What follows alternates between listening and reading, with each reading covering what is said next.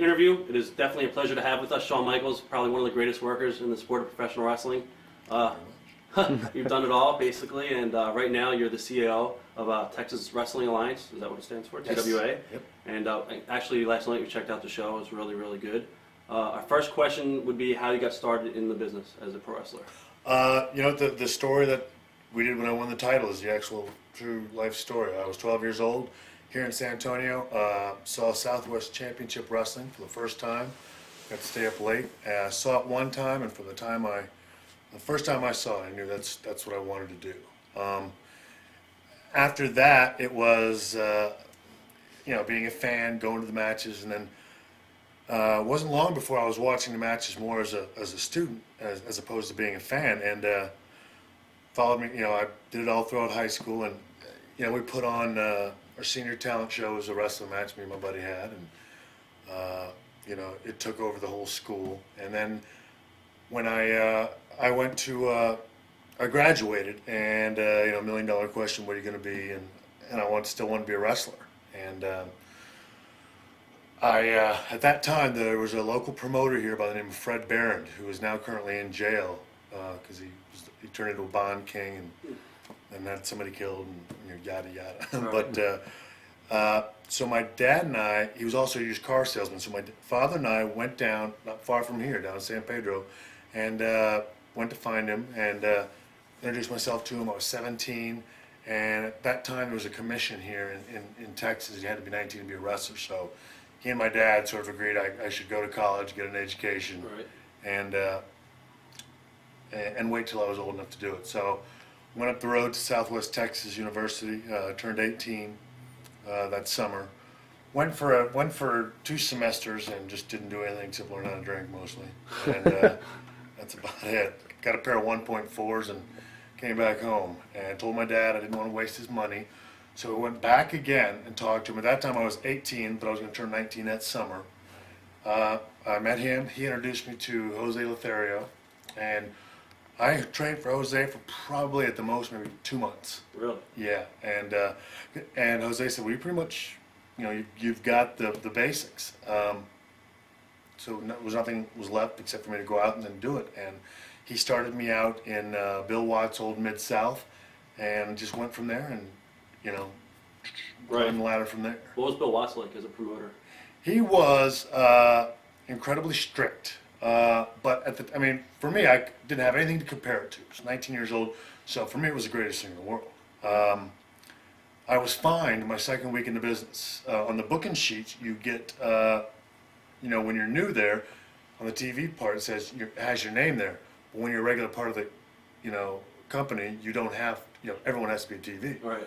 Well, I didn't know that. I'd never been a day in the business, so the next week it didn't have my name, so it didn't show up.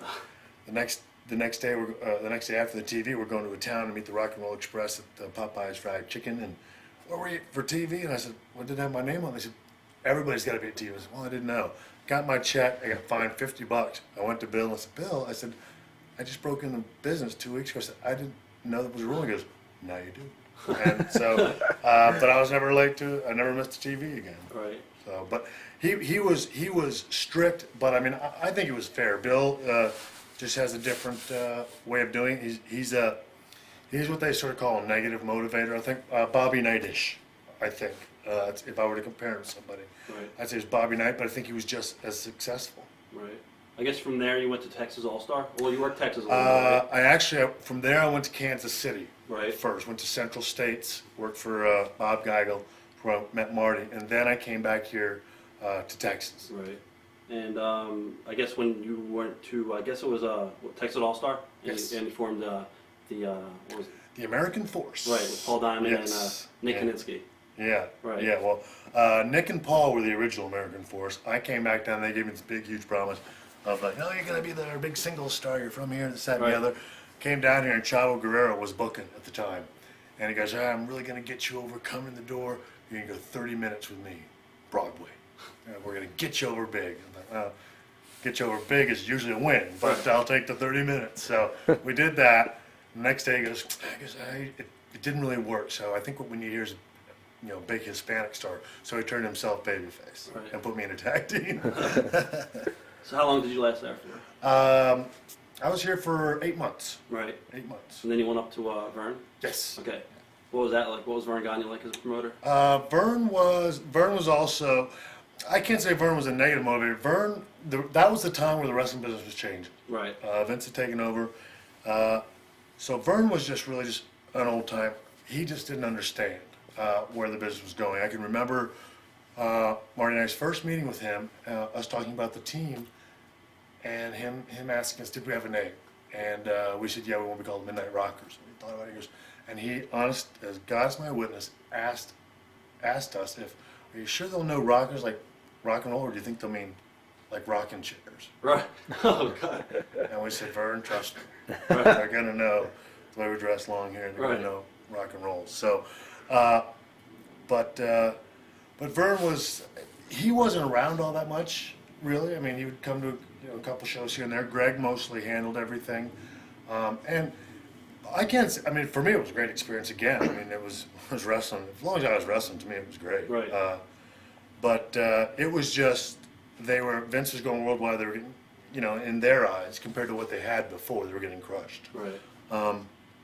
And really, I mean, again, for us, we were doing okay, and they were on cable, and so it was great. You guys had some great matches with Playboy Buddy Rose and Doug Summers. Yeah, and we worked with them probably our entire time there. Right. I mean, almost 2 years solid, but it was a great experience. Buddy, for what he lacks in, every other aspect of his life, he was a great teacher. Right. Really good. What are your memories of the match from New Year's Eve, the bloodbath? That was sort of the one I think that sort of put us on the map Right. as a tag team. But we had so many with them. I mean, I liked that was the one that got the most recognition because there was blood. Right, right. In my opinion. Right. We had some other classic matches with them. When you worked there, you actually went to Memphis and you worked for a little bit up there as heels down in Lawler's territory, Jared's territory. Yeah, that was actually the next time we came around. Right. We went from Vern to the WWF. Right. Lasted a day. I was going to ask you about that. I read in Yeah. Dynamite's book they pulled a rib on you or something like that, and something happened where. So he finally owns up. He owned up to it. Yeah, Did he? yeah. There you go. Okay. So what exactly happened there? Well, I mean, like I don't know if they pulled a rib. Right. They just lied. Right. We went up there and we didn't have a match the first night. This is Rochester, New York, right? Yeah, it was Buffalo one night and then Rochester the next. Right. The first night, Buffalo, we didn't have a match, so we just sort of met everybody. And then we were at a separate hotel, and the agents were trying to get us to go over to the other hotel. No, because we had this reputation of being partiers and stuff Right. like that. I was going to ask you about that too. Yeah, but when we were. So to answer your question, yes, we were. But we were young and having fun. So, but we came in. We knew that we had that rep, so we were gonna try to stay out. Try to play it low key our first couple days in there. But they all asked us to go over to the hotel Ramada Renaissance. So eventually, we'll go in there because they were saying, hey, it's really important you get to know the boys and stuff. So we went in there, and everybody was in there. And really, all that happened, we went down. There was Davey, Jim Powers, one other person I can't remember. But Marty and I were just talking to him. Then Jimmy Jet Funk comes over and he's just hammered, Jesse Barr. Right. And he's hammered. He goes, hey, you guys are big partiers. We went, well, no, we're just trying to be good. Come on, you big partier. And he bites, he just bites part of his glass off, chews it. I'm like, no. Come on, you guys, come on, show me what you got. Does another one. And he's just taking his ace and finally I said, no, we're not doing it. He goes, come on, punk. And really, like now, okay, so I grabbed the glass, okay, you want to see it? It just broke on my head, boom, and I left. Right. And that was it. Then also, he was going after this girl. Well, this girl ends up leaving with Marty. Right. So the next day, and that's all that happened, just that. Right. The next day, we're coming into the lunchroom, catering, and he comes and he goes, what the fuck's your problem? To Marty. And Marty goes, he thought he was ribbing, because we had hung out with each other Right. before. Marty goes, what do you mean? What the fuck's your problem?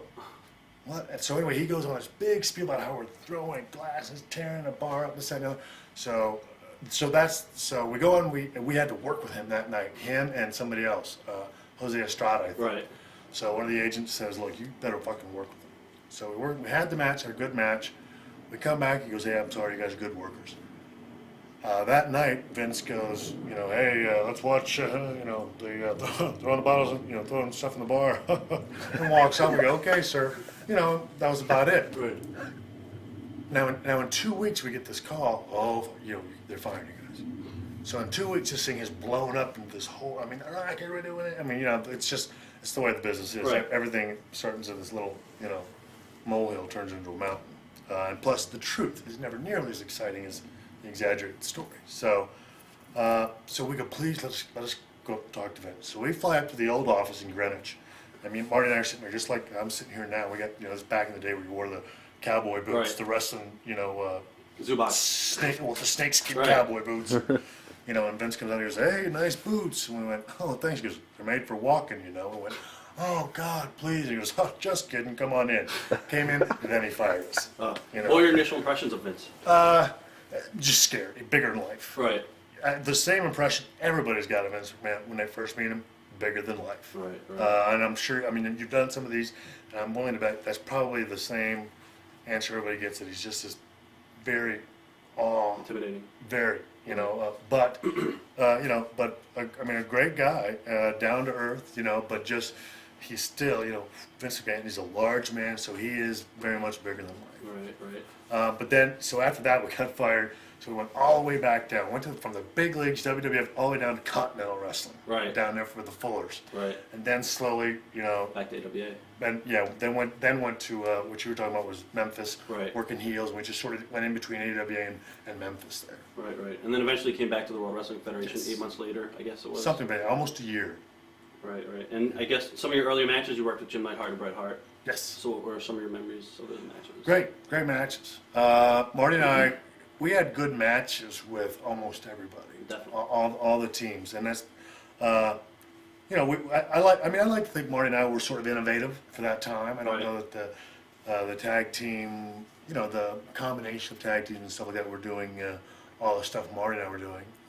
Now we're dinosaurs, but at the time it was very, very innovative, and we had a lot of good matches with a lot of people. Right. In fact, one of the matches that stands out is, I guess, was Saturday night's main event with Tully and Arn. Right. It was an incredible match. Yeah, So- and we had good matches with the two big guys. Powers, was it? Powers Pain. Yeah. Yeah. Warlord and Warlord Barbarian. and Barbarian, and even Barbarian and Haku. We worked at a WrestleMania.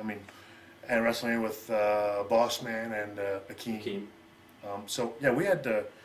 I like to think we had good matches with just about everybody. Right. What exactly happened, I guess, was back October 30th. It was when you guys beat, I guess, Neidhart. And I guess Vince wanted to let Neidhart go, and they did the tag title change. And they said it never happened or something like that. Yeah, and I don't know if it was. I don't recall it being a thing of letting Neidhart go. It was just we had. It was the same old story, like sort of very symbolic for the rest of my career. They had no intentions of putting the belts on us, but then after a while, Marty and I were getting over. So Right. I said, it's about time we switched the belts. So we were going to do a 2 out of 3 fall with the Hart Foundation.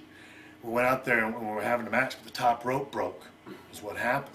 So, and I can remember Brett having me or Marty, one of us in chinlock, and he said, we're just going to stay here. Let's make him fix it. We can edit it up. Right. Brett and I are both, I can't remember if I was on the outside or I was inside with him, but we were saying, fix her up, and they were just, the ref was frozen. So we continue this match with no top rope, and they do their finish, the whole in one fall Right. where they sort of, we're trying to work this match where there's no top rope, which Right. was extremely difficult. So anyway, we finished the match. We get the belts. And, probably 2 or 3 days later, Vince calls us up and says, well, we're going to, return the belts because we can't. There's just no way we can put that thing on TV. Right. So that was really how that happened. And Marty and I were a little disappointed, but he said that we were gonna that they would just put them on us another time. But then, from what I understand, is that had already gotten out so much Right. that it's sort of you don't want to. It would have been too obvious that the impact wouldn't have been the same. Right. What was Hulk Hogan like in the locker room at the time? He wasn't in our locker room. He had his own locker room. So, but he was all right. My honest opinion of him was that I could tell that he was a worker right off the bat. Right. You knew very well not much of what came out of his mouth was the truth. He was always, he always had an agenda to everything he did and said. Right, right. As far as tag team with Marty, did you guys always get along as a tag team, or was there obviously there was tension sometimes between the two? Yeah, I remember a little, but I mean, for the most part, you're talking about 7 years. Right. At the very least, we had great times. I mean, we had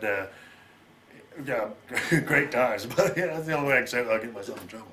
But we did. We had a lot of fun. I mean, I was 19 when I met Marty, and I was 20 when I went up to Minneapolis and we started tagging. You know, I mean, for all that time, for us to get in maybe one fight is not bad at all. And that was the result of us both just being hammered. Right. That was You know what I Denver, I mean? think. Denver or something like Yeah, that. Denver, exactly. Yeah. And that was just us, you know, in the room and just playing around at first, and all of a sudden getting into a fight, and the next day not really having anything. Right. I remember the next day I went to Phoenix, and him calling me, going, could I talk? Or, are you gonna beat me up when I come to the door? And I said, no, you come on up. And he knocked on the door, and I came to the door and looked out. He was down the hall. He goes, "No, are you sure?" And how that's the way it always was. Like, get in here. I couldn't hit you now if I tried. It's Right. too funny. So it was just one of those things that happened. I mean, you spend and that's the thing. Marty and I did. Marty and I weren't one of those teams like Brett and Jim never stayed together, and most time didn't travel together. Right. Marty and I stayed together, traveled together. I mean, and everywhere we lived in the same apartment complex. I mean, he and I were together, Right. 24 hours a day for 7 years. So I personally, I say one fight, I think it's great. Right. What led to the breakup of the team? I heard, I don't know how true it is that Pat Patterson wanted to split you guys up and basically, make you into a big star, and they didn't really have plans for Marty. So I don't know how true it is. I guess you guys gave notice or something like that to WCW at the time? Well, what happened was we were at this shoot for a cereal box that was coming out. It was me and Marty, the Road Warriors, Beefcake, and like 2 other singles guys. Right. Everybody was getting $5,000 a piece for it. Marty and I were getting $2,500 a piece. And we, they were telling us, because you're a tag team, you get to split the $5,000. With the Warriors, we're getting 5 and 5. Right. And we got wind of that. So Marty got hot, and he was hot, and he goes, man, that's bullshit, I'm gonna give him a call. And I said, all right. He goes, you stick with me? I said, yeah. I said, we've always stuck together. So, but I didn't know he meant, I guess, I'm gonna call and give our notice. So he calls up and apparently threatens, we're leaving, going to WCW. And this whole time that he's been saying, and the whole time prior to this, he's been saying, he's been talking with him, he can get us a couple $100,000 there, to go there. So he calls me up and goes, well, oh no, I get a call from Vince. I'm sorry to hear you're leaving. I went, what? And he goes, well, Marty called, and apparently you guys are, upset. I said, well, yeah, we're upset. It's pretty unfair. He goes, it's not a problem. I'll give, I'll send another $2,500 each to you in the mail. Right. And that's the thing, Marty never did any of that kind of stuff. He didn't just say, that's unfair, he would go off and burn that bridge. Right. I mean, Marty wasn't that much of a, he would just Right. put a flamethrower to a place, and that was it. That was the answer. So, so I said, well, that sounds fine to me. I said, because I don't want to leave. And he says, well, Shawn, I'm going to tell you what. He said, well, if you leave, that's fine. He said, but you've always got a singles career here. You've always got a career here, period. He said, but I think that, he said, you're getting, you've matured now. You're getting to the point where, you're not fucking up like you did way back when you first came in. He said, I think you're going to be a big star in this business. So whenever you want to do it, you let me know. And I said, well, I said, really, with this, with Marty having done this without asking me, I said, I gotta be honest with you. I said, I think it's that time, because I think that's sort of the last straw. I said, plus, I wanna move on, so he said, well, just let me know. So I hung up with him and I called Marty. I said, what are you doing? You give her a note. He said, well, you said you'd stick with me. I said, well, yeah, I thought you meant, Right. I didn't know that meant you were gonna call and tell them we're quitting without, consulting me first. I said, because I'm not just gonna get up and leave. So he says, well, we can make more money WCW. I said, well, all right then. I said, then call. He goes, well, look. He said, fuck, I think you probably, you should probably call. He goes, me, I've got heat people, and I think I'm a fuck up, so maybe you should call. I said, I don't know who to call. I said, who's the person you've been talking to? He goes, well, I haven't, because I haven't really been talking to anybody. Great. So finally, I asked one of the I think one of the nasty boys to get like Dusty's number. Right. And that's who it was. I think it was Knobs. I asked him to get Dusty's number. I called Dusty. He sets me with Magnum TA, and finally I talked with him, and yeah, we might be able to give you 75, maybe 105. It's like we're making double that now Right. in the WWF. You know, we weren't, but we were probably making 150, 180ish. So if we're gonna move, we'll at least make some more money. He's well, we just can't afford that. Everybody's calling here because we give guarantees and asking for big money. That's just not something we can do. I called Marty and I said, look, they ain't biting.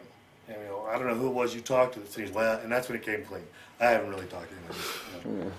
So I went, look, I said, Marty, I gotta be honest. I said, I've always told you when we first started this, my ultimate goal was to go singles and have a singles career.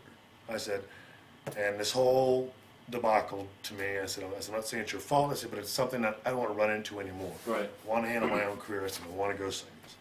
I said, I think it's time for us to work that angle that we've always talked about. Because we used to always talk about eventually we're going to have to do, the angle. So, he was a little upset, and then, and then he goes, what's supposed to happen to me? And I said, well, what's going to happen with both of us? We're both going to then get judged on wherever our careers take us. And he was upset, and I was the prick for doing it. Obviously, I was the prick for a lot of things just because I was one to speak up. But I said, look, sorry. I said, but just because you say they're going to go with you doesn't mean you can't be a successful singles wrestler. Right. That's the way the WWF certainly is. You get over, they're going to use you. Plain and simple. Doesn't matter if they like it, they don't like it. You get over, you're going to get used. And I said, then that's what I told him. I said, if you could just, whatever we do, whether I go over or not, at least make it all good. I said, because where you go after that's really going to determine where you go in your career. I said, you and I will do our thing. I said, and you think they'll put me over? I said, and I want them to. Right. I said, but the important thing is where we both go after that. Because that's only going to be the Rockers splitting up and having a match. That's one match. That's got nothing to do with where you go after that. So, I ended up, the barbershop idea was an idea that I had for an angle for me and the Nasty Boys, for Marty and I and the Nasty Boys. Right. But then I decided to just use that. I ran it by Vince and he liked it. So we just used it for Marty and I did the breakup actually here in San Antonio. Right. And that's when actually Sherry, I guess, was put with you. Eventually, Yes. she had to crush on somebody, and then Sherry was put with you. And I guess Right. Randy left the promotion. What was it like working with Sherry Martel? She was cool. Sherry was very cool. She was great with me. She was very protective of me because, one, I was going singles, and that was still at a time when a lot of the older guys were here, so they wouldn't sell for me. They wouldn't do a lot of things. Didn't want to put me over. Ran into a great many problems. And all the time, she was very supportive, and she'd see, guys were stiff with me, and she'd say, throw them out here. I'd throw them out, and she'd get them. Right. Wow, she'd kick them and scratch them, and then, then they'd come back into me, like, don't throw me out there. And it's like, but she was. And she was also, she had been with Randy, so she was also very smart, and she could see this bullshit. These guys, she said, they're being stiff with you, they don't want to put you over, they're not selling for you. She said, and half of them are being pricks behind your back and going and talking to, trying to bear it. So there were a lot of things that I had to go through, which in turn made me angry, which in turn was the reason later on in my career I stuffed it in everybody's face. Right. And then you had your run with the Bulldog, and you Yes. won the IC title. Right. What are your memories of some matches with British Bulldog? All good. Me and Davey had really good matches. The only thing I don't like is that I don't think we ever get credit for it. I thought they were good, and I just didn't like the fact that he didn't get that much credit for them, and they don't. Not until years later, I think, till I got out of wrestling, people go, "Them matches with the Bulldog were really good." But I thought David was always really easy to work with and a lot of fun. Right. And it was just, not doesn't bother me like tons. It was just like I think I could have had, because I never really wanted to do a really big long angle with Davey. Davey was always a guy that came in, he did one shot with, and then he went somewhere else, and you went and did a program with somebody else. But he never got to work a program with people because I'm guessing it's because he wasn't that great on the stick. Right. On talking. But he was a great worker and really a great deal of fun to work with because he wasn't hung up on anything. He was the first guy that I got to work with that was more concerned about just having a good match like I was. Yeah, a lot of guys basically back in the day, they just went through the motions, and I mean they still do today. And Right. did you ever have heat behind the scenes? I know Ricky Steamboat said that he always had heat with certain guys because he'd go out there and work an awesome match, and then the other guys would have to follow his match and be like, oh, you know, you just killed me. Oh yeah, and they would say you're doing too much. You know, you got to stop doing that much. You know, that doesn't make sense. And oh yeah, and again, that's as I was saying to you earlier. That's why later on, you know, when I finally got a chance to make it, you know, I was finally able to say, no, fuck you. You know, Right. you guys were pricks to me for so long. Now I'm a great guy. You know, I didn't forget any of that stuff. But they were exactly like that. They were all extremely lazy. I mean, when Marty and I came in there, it wasn't 2 months before he and I were closing every show with the Conquistadors. We'd go on last. Hogan would go on fourth or fifth before intermission. He'd be gone. Marty and I closed every show, and then when I went singles after that, I closed just about every show of my career in the WWF, and I was never getting main event pay until the until the Right. end. And then Marty came back at the Monday Night Raw, I think it was. And, Yeah, he in beat the you for the Manhattan. belt. Yeah. What are your memories of that match? I mean, it was just, I think I remember Vince, because I didn't know he was coming back. I remember Vince springing it on me and, you know, saying, sounds like a good idea to me. Oh, that's cool. I mean, I would have liked to have, because that angle between Marty and I never, because he came in and out, Right. never got, you know, what it could have been, you know, and every time he came back, I told him that. I was like, you know, why didn't you stay here? You know, first thing you did wrong was shoot yourself in the foot, you Right. know. So, but I mean, the match was good. It was in that Manhattan Center. It was one of our, I think it was one of the first, you know, Monday Night Raws, and the Manhattan Center was a great environment. You know, very jumping atmosphere in that small place. You know, Right. so I thought it was cool. And working with Marty was easy because he and I knew each other like the back of our hands. Our timing was there. Stuff you didn't even have to talk about. You know, you could just see it on each other's face and know what was coming up next. Right. And 6 weeks later, I guess you beat him for the belt. And Yeah. Okay. I And then think in Albany, New York, I think. Right. And then you left the promotion. What happened there? I left? Yeah, I think you quit after you had the belt for 6 weeks or something like Right. that. And then you suddenly disappeared. Yeah, no, I got a phone call one day. Vince says, failed drug test. And I said, what? He's failed drug test. I said, what is you're on steroids. I said, I'm on, and you know, you accused me a lot of stuff. Right. But steroids was never my bag. And plus that time I was fat. You know, that's when I was out. That's when Kevin was here, Scott was here, and we were just out drinking every night. Right. And I was eating with these guys. And he says, you know, you're on steroids. I said, no. I said, I'm not taking steroids. And he said, well, you've tested positive. I said, to what? And he goes, I don't know, it's some form of testosterone. I said, what? Can you be more specific? He goes, well, I'd have to run more tests. Well, do it. I said, I'd like to know what you're accusing me of. And he said, well, I'm not going to do that. He said, you're on them. And, you know, I said, I'm not on them. And then he said, well, he said, it's not very much, just a trace. I said, well, I guess it probably is. I said, because best I could figure out, someone must have, Right. which went on a bunch. And it was real simple. I could admit that I was on them, and it could be just between he and I could come back to work, or I could say, fuck you, and take the 6 weeks off. Right. Being who I was, I said, fuck you, I'm taking the 6 weeks. Right. I said, I'll see you in 6 weeks. Right. So, because I'm not going to, because I wasn't, and that's the way I've always been with Vince. And I also think, looking back on it, I think that was his way of testing me. And because after that, he never ever gave me an ultimatum after that. Right. Because he knew that I was always, if I believed I didn't do something, I wasn't going to admit that I did, because I didn't do it. What are your views on steroids and painkillers and wrestling? They're always going to be there. You know, I was never a big steroid guy, but I've taken, you know, I've done prescription pills, and there's not anybody that's going to tell me that you know, I didn't have every reason in the world to take it. Right. I Right. used to beat the hell out of myself every night, night after night.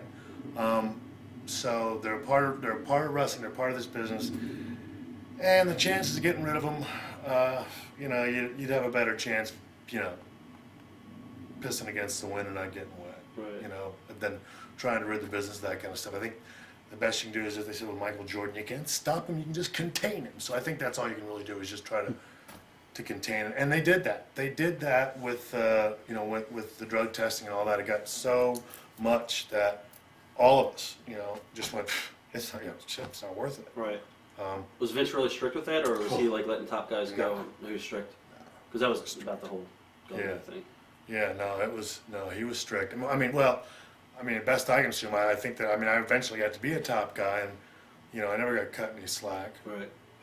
But at that time, there was also, at that time, I had also had my priorities different. At one time, I was like, oh man, what's to do? We want to do this. But then once you realize, okay, now I want to make money. Right. So that stuff wasn't, the importance of it really declines when you're concerned about making money. Right. And then around that time, you started your program with Scott Hall, I guess? Was it? Yeah, well, that's the thing. What happened was they took the 6 weeks off, came back, and what I did was go to WrestleMania and have the ladder match, and the match that made me famous. So that's what I was going to ask you. I not only took the 6 weeks off, but I came back and what are your memories of that shoved match? it in his face.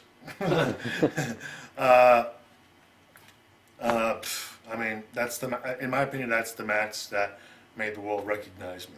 And it was great to be out there with my buddy, that's a friend of mine. It was great that it was our idea. It was great that it was a match that nobody was sure about. It was great that it was a match. It was put on a pay-per-view that wasn't really billed as being anything huge or spectacular, and that when WrestleMania 10 was over with, that's the only match you can really remember that was on that show. Right. So that's one of the definitely the big highlights of my career. Also, you held the tag team titles with Diesel, Right. Kevin, and I think you beat Simone's. I think that's what it was. Yeah, I think we beat them in like Indianapolis, like in a house show or something Right. like that. What was I guess talking about Kevin and Scott and the whole clique, so to speak. Right. And I don't know if Shawn was in at the time. Shawn Waltman, was he there at the time? I don't Yeah. think- Oh yeah. Okay. Yeah. 'Cause when Scott was there, he was the one who beat Scott. And, Oh yeah. Okay. That's right. That's right. Well, there was no click without the kid. Right. Right. That's That true. it wouldn't be complete. I don't think. What is the biggest misconception about the whole entire clique? And you've heard stories. Well, what's the biggest misconception about the clique, first of all? I think the biggest misconception is the power. Right. I used to love when guys would be handing around the dirt sheet and they'd see like I love seeing my name or the click or that stuff and have the word power next Right. to it, because in the wrestling business, power is really a guy that makes suggestions to the boss and he likes it. Right. And he uses them. And that's really what it is. You just go to him and go, hey, I got an idea for an angle. Right. And we had an idea for an angle for the ladder match, and they did it, and it turned out to be great. No one really said, "Oh, Shawn's power did that," because I hadn't quite gotten. I wasn't over at that time. So all that stuff comes with once you get on top, But we used to make suggestions for other people too all the time. Right. I can remember that little Candido couldn't stand us, but we used to make suggestions for him all the time. I was going to ask you about that. Yeah. Because he said you guys ran him out. No, of the I company. mean, most some guys, the Shanes, the Candidos, and even Brett, it's paranoia, Right. most of them. And it's not being able to look yourself in the mirror and say, you know what, either I'm losing it or I don't have it, or, something's not flying right, because it's not anything that we ever did. We, me or Kevin, we can't run nobody out. That's Vince's decision, and most of the time what bothers Vince the most is the guys that get caught up in that crap. Right. But he was the one that, he used to ask us, he used to call me when I was at home, hey, give me some, think of some ideas and stuff like that. I mean, there was a time when, before the whole click thing, when I was up in Stanford actually writing the Raws, but nobody said I had power then, Right. because I wasn't on top and I didn't have these other, we all didn't hang around together. And it's, I can remember, Lex Luger's the guy that gave us that name. It was, I don't know, it was just funny because, you think to yourself, I mean, to me, it's just me hanging out with my buddies and us going to the boss and making suggestions Right. and him liking it. But then with the whole wrestling underground media and the boys, again, in this business is the biggest denial rate of any business around. And none of these guys want to admit that, maybe I'm not talented. Maybe I'm not as talented as that guy. Maybe I don't have as good of ideas as that guy. And, that's all we did. All we did is eat, sleep, and drink wrestling. Me, Kevin, and Scott, we were never home. We were always having to do extra stuff. Right. So what else were we going to do except talk about the wrestling business, because it consumed our lives at that point. Shane, we did an interview with Shane. He said he had a match with Scott somewhere. I forgot what town it was. And he said that sometimes Scott would, I guess, purposely, make him look bad, and then go back to the road agents and tell him that he's not a good worker or whatever and stuff like that. Right. Well, when I heard that happen was when they were over in Europe, and I wasn't there. Right. That's exactly where it was. Yeah. I mean, I wasn't there on that, and that's the thing that and that's where Shane's, because Shane's a smart kid. Most stuff, like he only worked with me once. Right. And mostly he and Scott were together, and Scott, in his opinion, he's the guy that buried him, but he always used my name because Scott Hall is not a big enough name, and because I was always the closest one to Vince, so then he eventually used me and just went to drum on me because more people would notice that. Right. Hey, he's a smart guy, But I find it, I don't know that it'd have if it did or it didn't. Only the guys that were there on that tour could tell you. But I find it hard to believe because Scott's not going to have a match that stinks on purpose because it's only going to bury him. Right. What I do know is that Shane, whatever it was that he had in ECW, he didn't have in the WWF. He was not good. He didn't,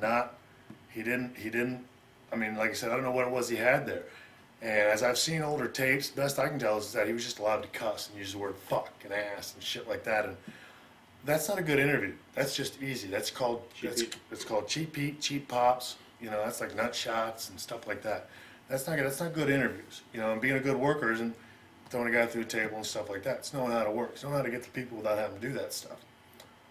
Where he put the nail in his coffin, and again, I wasn't there either, is in Madison Square Garden, and I heard Tell Vince told me, that he wouldn't work on the Garden because he said his back hurt him a little bit. And that's when I came back, Vince, he said, can you believe that son of a bitch fucking is in Madison Square Garden? He's there to show. He's good enough to wrestle all the other towns, but then he couldn't work at the Garden. And I said, well, Right. I said that is what separates the men from the boys. The guys that want, the guys that don't. So, he had his name stamped, early on from Vince, and I can remember me and Hunter trying to help him and stuff because we didn't like that stupid shit he was wearing. Right. And I can remember Hunter and all the Canada tours was me, Hunter, and PJ, and the other guys were somewhere else, riding together, and then Shane, Sonny, and Candido riding together, and we were all staying at the same places, and Hunter trying to draw him up different ideas and stuff like that. Right. And the kid was with us too, but he was working with Kid, and he just couldn't have good matches. And I remember talking in the car and Kid going, I just don't, I don't get it, man. He goes, I've heard so much about him. He goes, and he just doesn't, and I don't know if it was the gimmick, Right. that Shane couldn't figure out how to make it work or what, but with all due respect to him, he stunk when he was with us. He did what he did. Right. What caused, I guess, Vince to come to one of the house shows? There was supposedly you guys were going to go on strike or something like that. It was rumored in the sheets that the clique was going to hold Vince, right? We're gonna go on strike. Right. And, No, I remember it was Indianapolis, and we just asked him. We just said, because the angles, the show, there was no strike. It was me saying, I think what we're doing right now, angle-wise and stuff like that, which eventually turned into the WWF attitude. Right. Was me saying, whatever we're doing right now is wrong. It stinks. So we just said, can you come down and let's figure out a new way to. The company's got to go in a different direction, And we came down. We all just met in the hotel, and we went through the whole list. And he brought it all. He goes, okay, I want you to go through this list, and you tell me who you think can work and who can't. Right. So we just went through the list and did that. No one got fired. No one got hired. Right. Anything like that. He just wanted an idea. And most of the guys, again, people that didn't like us, or the guys, like Candido was a shit. He can work.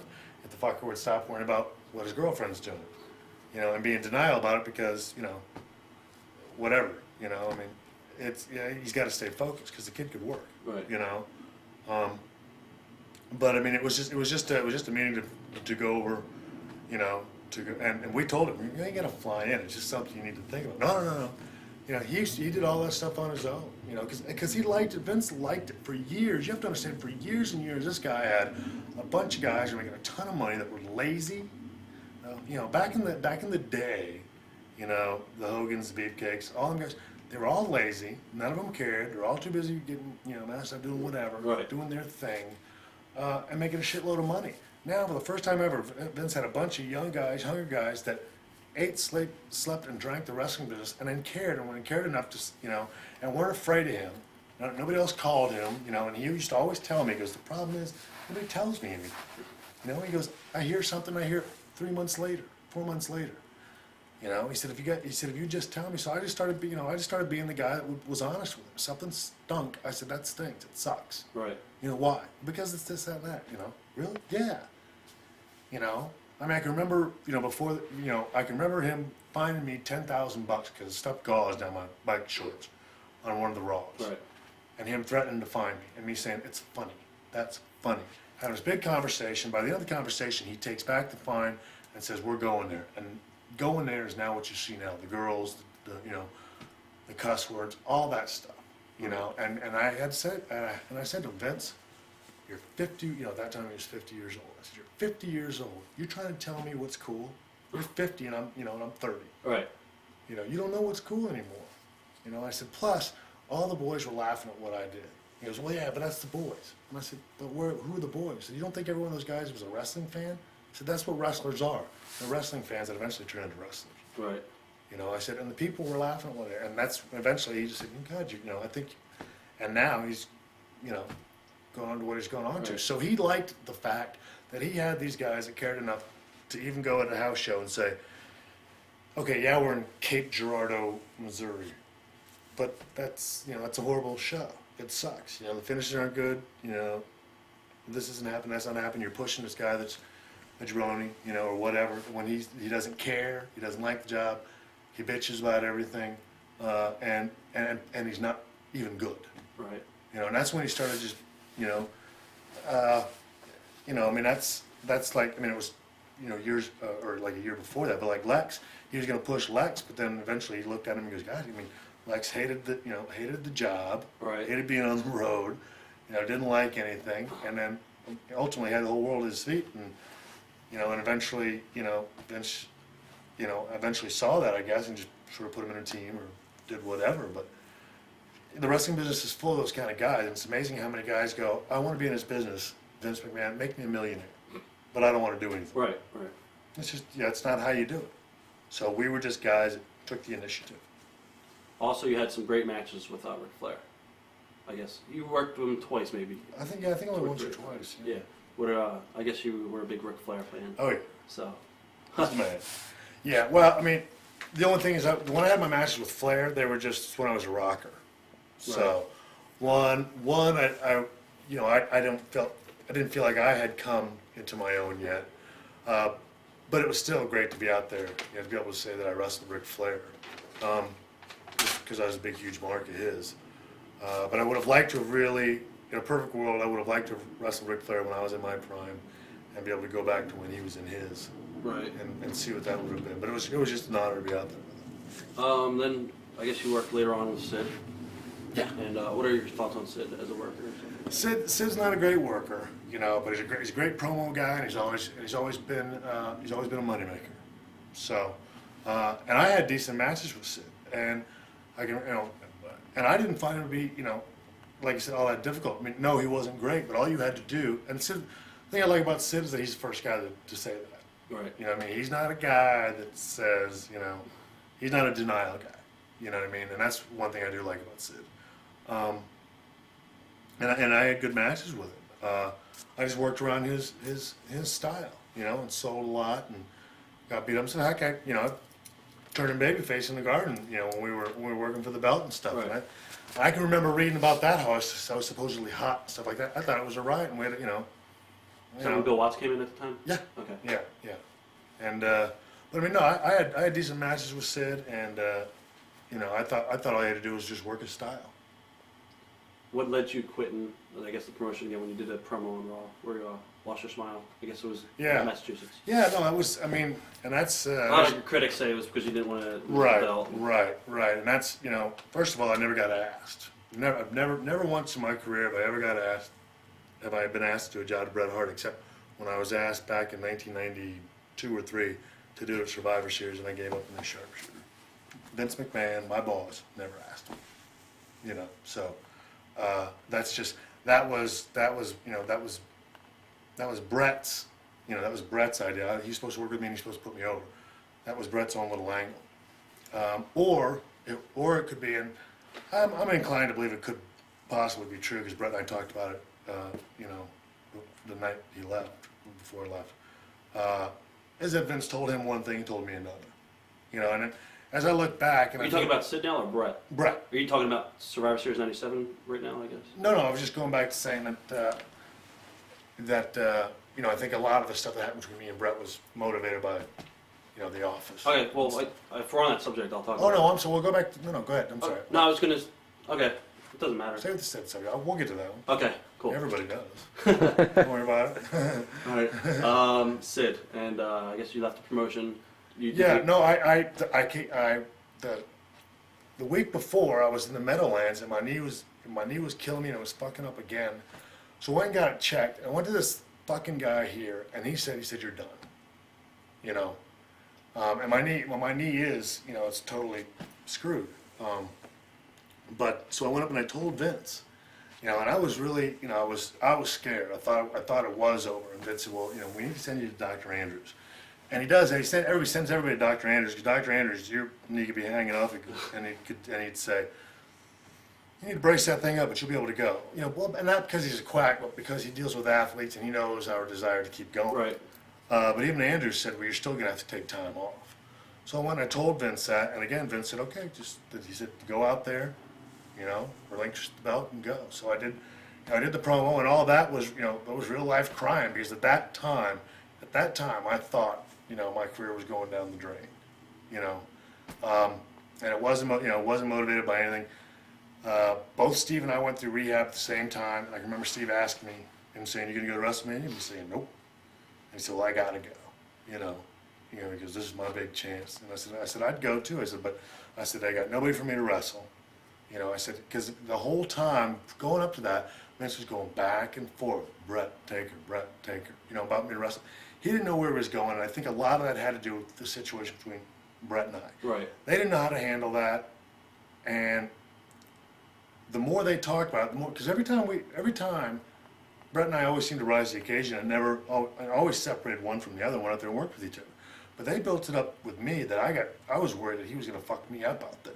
So I wasn't about to go to WrestleMania and not be totally ready to go. Right. And at that time, the thing was that this whole thing, and now as I look back, is just the biggest work or joke in the world. They had me all worked up. This guy was going to fuck me up, So I wasn't about to go out there with him. It's that simple. Right. I was hurt, and I wasn't, in my mind, I wasn't capable of taking care of myself, and I wasn't about to go out there with a guy that didn't like me. And years later, people can, accuse me of not wanting to do a job and saying I could give two fucks what people think. Right. Could give two fucks what people think of what was going on. I wasn't about to go out there with a guy that I knew didn't like me, and the finish wasn't going to be put him over, and that's the thing. And I knew that, Vince knew it, and Brett knew it, and that was only going to piss him off more. And to think that I was going to go out there with a guy that wasn't going to like the finish with a fucked up knee, I wasn't going to do it. Right.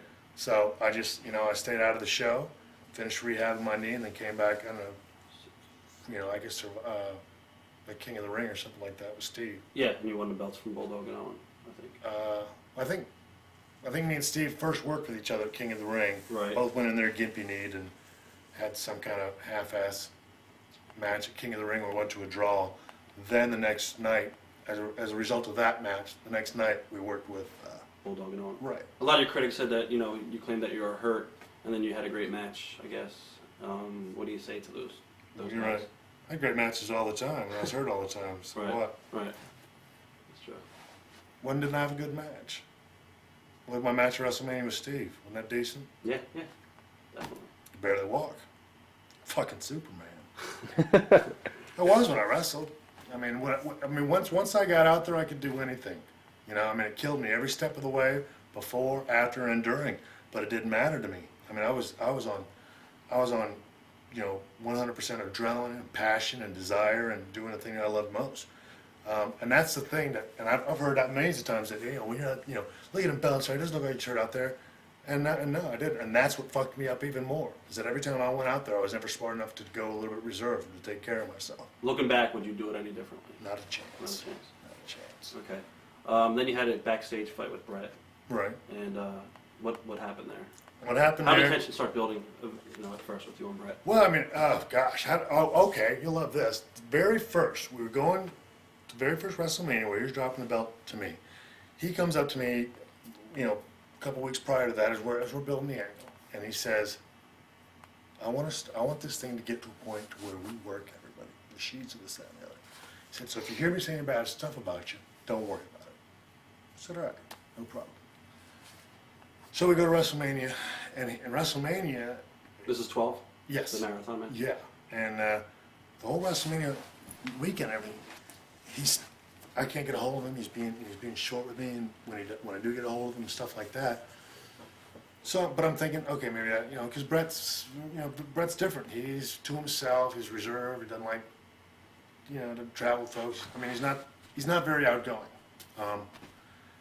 So we have the match, and then right after the match, boom, he leaves. Not there to say thank you. I mean, I don't know if you know, but it's traditional that everybody's there to say thank you, congratulations, whatever. Not there. He's gone. I said, where's Brett? He left. So he's gone. I don't see him that night. Try to call him. Can't get a hold of him. Just say thanks for the match. Thanks, for providing more. Because we were still buddies at that point, or at least I thought we were. Right. So then after that, I'm going on my little run with the belt there, and all of a sudden, all the stuff starts coming out. He's in this Calgary Sun. He's saying this, and he's knocking my family, and just really going in. I'm thinking, and the whole time I'm thinking, okay, well, he said it was going to happen, but the family thing's a little bit of calling me a faggot, and what kind of parents would have their son, and that's the one that really rubbed me the wrong way. Say whatever you want. I've always said that. Say whatever you want about me, leave the family out of it. So to me, and in my eyes, he always drew first blood with that. So I was, but I ignored it. And then he starts going through these contract negotiations with Vince. Now he's leaving the WCW supposedly. It's like, well, okay, now you're saying all this shit about me, but now you're going to WCW. But all that keeps coming. All that stuff keeps going on. I'm like, well, if he's going to leave, why is he still working the angle between us? Right. Okay, so now everyone in the office and the boys, now it's like, and I tell them, no, Brett said that because we're going to work it. We're going to work all the sheets and everything. And then they're biting on it. If they were biting on it big before there was ever actually any problems, they were writing that there were before there ever actually were. And they said, oh man, did he work you? I said, what do you mean? I said, man, he said that just so he can fucking dog the shit out of you. I said, no, he's just working him. And they said, really? Have you seen anywhere in there where you're saying bad stuff about him? And if you look anywhere, to this day, I still haven't. The only thing people can ever accuse me of is what I said on live TV. But I've never once gone to a dirt sheet or something like this said bad stuff about Bret Hart. And to this day, I won't. So anyway, then of course they planted that seed in my head. I'm thinking, Jesus Christ, did he work him? Fuck, he's been in the business for a long time. He's a smart guy. Then he comes back and and first thing he does, first thing right off the bat, he says, I'm sorry about stuff I said about your parents. He goes, I was thinking about writing him a letter and apologizing. I'm really sorry about that. I said, well, that was a little heavy. Get me all you want, don't worry about it. But leave them out of it. So, we're still talking. He's back now, everything's okay. Then, like I said, I don't know if it's him or if it's the office. But now he's back. Now that clique is in full force in the wrestling world. Now apparently he has a problem with that. But while he was gone, a lot of things changed. A lot of things changed. Vince, for the first time ever, had a guy that was on top who was single and did everything. I did everything that man asked me. I was never home. 285 days that year, out of 365. I was on the road doing stuff for them. Boy, it's boiling in here. You guys gonna hear it? If I put the air on it, it's loud, so I don't know. It might drown out your sound. All right. I can open the window. That's right. Yeah. Well, we don't get spring here, but so anyway, he has a big problem with a lot of that. Are we still going, or? Yeah. Okay. So he has a real big problem with all that. Then he's still he's in the dressing room, but he doesn't talk to me much. He's very short with me. So, and the stuff is all the stuff he's saying in the dirt sheets in his Calgary Sun and stuff like that are brutal. Right. But then we're in the locker room and he's not, he's short, but he's still like, hey. And so that now it's starting to irk me a little bit because nothing bothers me more than being like this to my face and I'm fucking from behind. I don't mind saying, you know, I don't like you, I think you're a dick, to my face. Can live with that easily. But I didn't like that, so now I'm starting to get a little, you know, perturbed at it. And I can't, for the life of me, I cannot remember what is the one thing that finally, oh, I know, now, yeah, I can. So now we're doing a little back and forths, a little bit. And he's supposed to just go out there and just dog the shit out of me on TV, and then boom, I hit him with the kick. And that day, he comes to me at Raw and says, look, we need to have a talk. So, okay, because, you know, things are getting a little, getting a little heated. And so he sits down and he goes, look, you know, this thing's getting out of hand, this, that, and the other. And I said, yeah, I think so too. I said, fuck you, you know. I said, I haven't said anything in rebuttal to all the shit you've said. I said, and I gotta tell you, Brett, I'm tired of it. I said, like, you know, I mean, I said, I realize it, but I said, but you know what? At WrestleMania 12, I felt like I was here to you. I said, I don't feel that way anymore. I said, I'm here now. I said, I want to be treated as your equal. And if you're not going to do that, then I'm going to start unloading on you. Right. It's that simple. You treat me as your equal, or I'm unloading on you. Both barrels. No problem, Shawn, no problem. We go out on Raw that night. He's supposed to do that. He talks and buries me till we go off the air. And that's how the show went off the air. And he goes, oh, geez, fuck, I'm fucking sorry. And I said, no. No guy that's been in the business for 18 years does that. What's that supposed to mean? I said, I think you're lying. That's what it means. You know, and he goes, what are you going to do about it? I said, I don't know. But I'm sure you'll find out. Because I didn't know. Then, you know, I don't know if it's the next week or whatever, but bam, I hit him with the, and I just heard something, so I just hit him with the sunny days comment, you know. And I mostly did it just to be funny, but you know, obviously it wasn't, you know, just being a smart ass. But obviously that one, he doesn't like that one, and you know, for good reason. Nobody does like the truth. No one ever does in the wrestling business. But that one really sends him off the wall, and so now we don't talk. We don't talk for probably 3 months in the same locker room, and now it is, I mean, white hot. Right. White hot. Everything, and people walking around on eggshells, everything. So I mean, and you know, he's getting his and he's really doing the politicking there. As many people on his side as he wants. Me, I'm not doing anything because I got my 4 buddies and, you know, or 5 actually counting PJ, and I don't really care about, you know, and because I don't care, because to me it's a childish game, and it's the wrestling business. Shit like that always goes on, and the truth is always way underneath, and no one, 9 times out of 10 doesn't care about it. 3 months later in Hartford, Connecticut, finally he comes up and goes, Shawn, I said, what? I said, fuck you. I said, you haven't talked to me for 3 months. I said, now you've decided that it's time for us to talk. I said, well, guess what? I don't want to talk to you. And I walked away. And I'm sitting there in my bag, and I'm facing, you know, my bag's in the corner like that. I'm in the corner. He comes, pushes me from behind. Boom, when I hit the wall and I turn around, he goes, you want to talk about my fucking family? I said, what? He said, you want to talk about my fucking family? And I said, give it a rest. And he goes for a swing, and I just went like this and went past me. And what made it worse, because he did that, I just sort of went, I chuckled a little bit. Because again, I've heard all these stories, he's got to kick your fucking ass, this and the other. And it's like, you know, fine, won't be the first time. But he does it, and again, he does this swing, and I just chuckled because I thought it was funny that he missed. He goes to double leg dive me. I just sort of hook him. We go to this little partition, one of the things they have on the interview rooms to keep the sound in. So we go through that into the shower. So we both sort of got each other front face locked, and he's just got a hold. I mean, right there, you can still see it's still gone, the hair. And he's just got a hold of that son of a bitch. And that's the fight, by the way. We're just holding each other. And everybody comes in, breaks it up, and he just takes that hunk out. I was like, oh, fuck. I'd have rather you punch me. And he goes, you know, you're fucking with my family. I said, how? You're fucking with my family. I said, how? I said, you know you're fucking with my family. I said, how? And he goes, what's with the sunny days comment? I said, well, you're blaming me because you fucked Sonny? You son of a bitch! And they, they held him back, and that was the end. Excuse me, but that's what I said. And this is supposed to be a shoot. Right. Exactly. So that is what I said. So then I just went up to Vince. I said, you know what? You got a lunatic in there. I said, you call me when you get all this shit worked out. I said, you've obviously worked him into a frenzy, or somebody has. I said, so I'll see you later. So I just, PJ, and I grabbed him. I said, you might give me a ride to the hotel. You leaving? I said, yeah. You're supposed to be on tonight. I said, yeah, not tonight. Do you want to switch tapes? Because it isn't. Yeah. It's not the altercation you had backstage. Okay, yeah. So anyway, that PJ took me to the hotel, and we just hung out and talked and chuckled and stuff like that. And then, I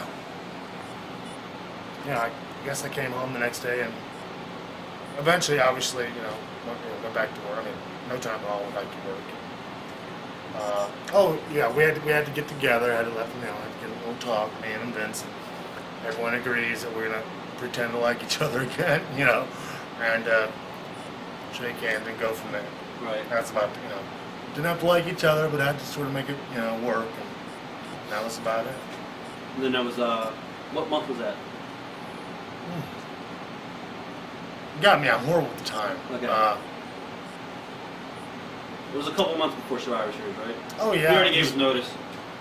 What's that? Obviously, he already gave his notice. I'm trying to remember what it was, because I know the fight was quite some time before that, because I remember I was supposed to work with Brian filming that night on TV. Right. I think what happened next, if I remember correctly, was then we formed everybody at the clique and all the guys were gone now. We formed the DX thing. Vince had decided to turn him heel. At the same time, we were forming the DX thing. And then I went to Europe, won the belt off Davey, Right. the European belt, and I went to the Hell in a Cell, yada yada, and that sort of caused friction too. He was the world champion working with Patriot, and I was the ex-European champion in the main event working with the Undertaker. What was that match like? It was first Hell in a Cell match you and Undertaker. Yeah, cool, very cool. It was also the day of Brian's death. Yes. Was it hard to work at? Very much. I mean, it was sort of it was one of those very up and down days. I can remember the night before in Minneapolis, seeing him right there in the locker room, and boy, he looked bad. And I can remember came out after his match, he got into his bag, and he had beer in his bag. Right. Was throwing some stuff down, drinking a beer, and he looked bad. And then to hear about it the next day, it's just sort of one of those things where you can see it coming, but at the same time, you say, well, but he was doing that a lot of times. How is anybody to know that was the one that was going to do it, to kill him? So, do you think anybody in the dressing room or any of his friends could have helped him, saved him, or do you think it's something that's No, it's like to do what? Tell him not to do that? Because Right. plenty of people did that. There wasn't a shortage of people telling him go a little bit far. But you can't tell anybody in this business what to do if they don't want to do it. I test this sound out? Sure. All right. I just want to. We're talking about Hell in a Cell match and Brian Pillman. Well, we found out probably that afternoon. I want to say around 3ish, and again it's a hard thing. You hear about it. For me, I knew Brian, but I wasn't a close friend of his. Because he and Steve were close. A lot of the guys that knew him in WCW Right. were close to him, because I only knew him from the time he was in the WWF, and he wasn't there, that long, and obviously ran with a different crowd. So, but still, it's one of the boys, and the guy that passes away, that's a young guy. It's still sad. So, you have that going into the match. It's not the greatest thing. Doesn't matter if you know somebody or not. It still puts a dark cloud over the whole evening. Still fun. Mark Calloway, for me, was, for a guy that's, that I'm not, we're friends, but not a best friend, not one of my clique buddies or anything like that. He was the best professional experience I've had in all my 16 years in wrestling. Was a working program with the guy. he was the best, by far. And you know, to go out there and have that match, like the ladder match, and have so many people want to copy it after that is, you know, is very flattering. And it was a great match. It was fun. I mean, I liked it because it was our idea. Well, I say our, me and Hunter's idea to you know, because you know, where can I go with the Taker and what kind of match can be? So, and I remember seeing a cage match, but I remember seeing the big one with the roof on it. Right. They made it, and they called it the cell, right? And originally, I don't know if you know the old cage, they had the big blue one. Yeah. That didn't give, and I told Vince, I don't want that one, a mesh one, because, you know, those are the ones you can really, you couldn't work with that other big son of a bitch at all. It was metal, was, you know, Right. you couldn't, you just couldn't work with that cage, right?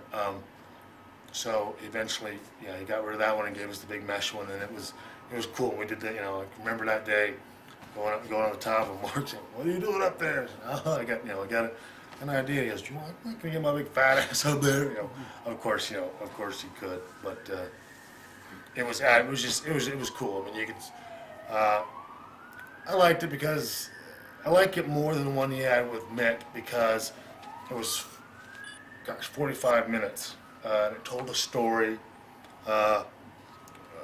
more than theirs. Theirs was around 2 big bumps, and ours told a story.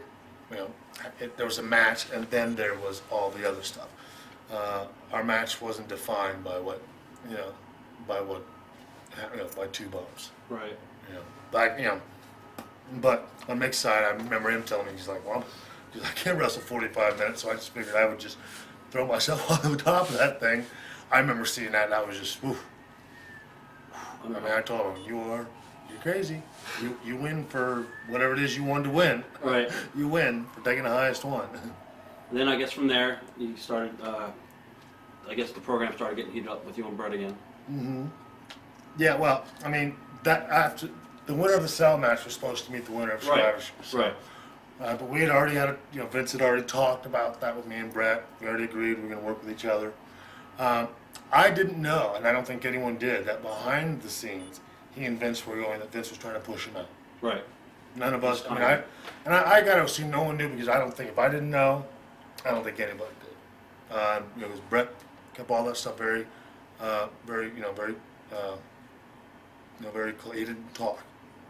So, and Vince didn't tell me anything about it, so I wasn't aware that he was getting edged out. Did you have any offers at this time ever to go to WCW? Because Kevin and Scott were Oh, I've had offers. a million times. Yeah. Right. But I mean, I mean, even when I was supposedly trying to get fired and stuff like that together, I've never wanted to be anywhere where I'm at. Right. Okay. Getting back to the Brett match, Yeah. Survivor Series. Yep. Very weird day. You could feel something that day. Brett didn't get there till like 5, very late. People wondered if he was going to show up, but just you could tell something was in the air that day, and I don't know if it's because you could see it with the boys too. All the boys were different that day, and I think that might have been just because Shawn and Brett finally got it. But at the same time, I mean that friction, all that stuff, sort of died down. I don't know, at least in my mind it had. But I think in the wrestling world, in the underground, the dirt sheet world, I think they had built it up into being, ooh, what's going to happen? But it was a very different day that day. But he came in, and he and Vince did their thing, and then he and I had a long, nice long talk, which will then prove what everyone wants to know. But he obviously, if he was wired, which he was, as you saw in his biography, when he went into Vince, I talked to him right after that. We had a long conversation. He's obviously wired when he talked to me. But he didn't show any of that, because that would have then proven my innocence in the whole Right. in the whole scam. But he didn't use that in his piece, because my part was to play the bad guy. Right. But we had a very nice conversation. He told me the whole story, and I was quite taken back by the fact that I didn't think that no matter what feelings he and Vince had, well, all I can guess is that he must couldn't have happened. It couldn't have happened the way his little biography said. And I know that it didn't because I saw some of it. I haven't seen the whole thing, but I saw the part where he's in the limo talking about how I'm saying, he's not comfortable calling me a fag and all this, that, and the other. And I'm telling him, yeah, I don't know, say it. And of course, well, that wasn't true because one, he was very comfortable saying that because he said it all the time. Right. And two, what I said was, you can say whatever you want, but can you stay off that stuff because it bothers my parents a little bit. So that was Brett just acting for the camera. That was just a lie, plain straight out lie. Because I never said anything like that. I said don't mind. I said, but just you've been hammering that forever now. Can you just lay off it? Because my dad don't like to, it just offends my parents a little bit, and I was tired of hearing it. Right. It'd been like over a year now, talking about these cheating. It's like, it's a gimmick, dude. So anyway, we had a nice conversation, and he told me about the whole thing of Vince trying to get rid of him, how he wanted to stay, but he wasn't about to take any less money. So obviously he didn't want to stay that bad. Right. And that was the thing with Brett, is that Brett would not in a million years would admit to in any way of being maybe not fair or taking himself or things a little too serious. But he did realize that that he had overreacted somewhat to a lot of the things that had gone on, and that I hadn't said anything bad about him except that one comment, and that he felt that he let the office work him up into a frenzy, into a shoot, so to speak, and that he realized that the WrestleMania 13, that he realized no one had said to me I was supposed to put Brett over because it was never asked, and I guess apparently Vince, I think it finally come clean with it. I think because Brett was using that for a long time. Will you let him do this? And I think Vince finally said, look, I never asked the fucking guy. That's Right. why, that's why I had no problem taking time off, because I didn't ask him. Because I didn't know that was one WrestleMania where Vince didn't know what the hell he was doing. He didn't have any idea where to go. Because he knew the only match was really me and Brett, but he didn't want to go that way because he didn't want to put the belt back on Brett. And he knew that if he went into that match and didn't do that, Brett would have really went off. Right. So anyway, but still, we had a nice conversation, started talking about the match, got all that taken care of. Did Vince ever call you the Wednesday before and ask you if you get pinned by Brett? Yeah. Okay. Yeah. I was a heel. I didn't have a problem, Because I guess he went to Brett. He called Brett up. I don't know if you're aware of this. Vince called Brett and said that you kind of refused to get pinned.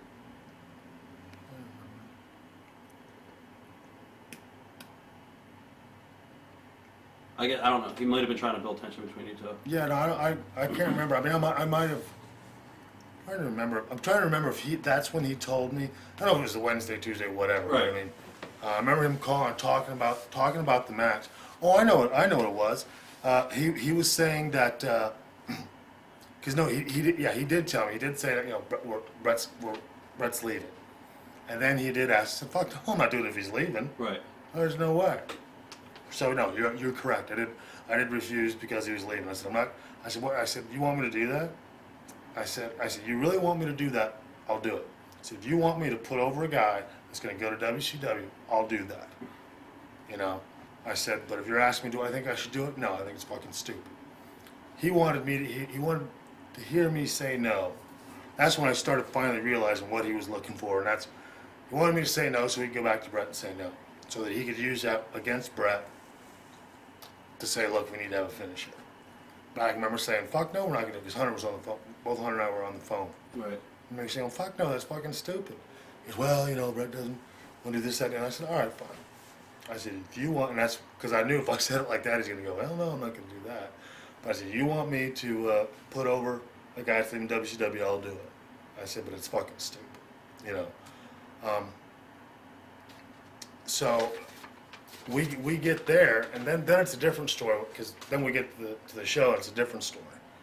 Then it's a DQ, and because if I remember correctly, it was supposed to be just that show, and then he was leaving. But now it's going to be this show, Then he's coming out on Raw, I think, and relinquishing the belt or something Right. like that. Wasn't there plans of anything getting the? Yeah, they were going to get the belt maybe in a four-way in Springfield, maybe a month later. Me? Yeah. I mean, well, I If don't he know if it was a relinquished the belt four-way the or next winner, night. but if he was going to do that, Right. yeah. Okay. But I mean, there was never, because this whole thing about me, getting the match as a result of the Hell in a Cell match, this was the first time that the world title was coming to me that I wasn't one of those things where they said you're going to get the belt at this, you know what I mean? Right. He was just, what had happened was Brett was a heel, but then we turned heel and we just sort of passed him up. Right. Because I don't think there was ever any intention of putting the belt back on me when we formed DX. And I don't think they knew how that was going to go because it was so very different, and that was the start of the new attitude and all that kind of stuff. So he was sort of just playing with that. If it worked, we can put it on Shawn. If it doesn't, they'll just do their DX thing or whatever. So there wasn't any real. It's going to go to him. It's going to go to him. Sort of Vince sort of feeling it out.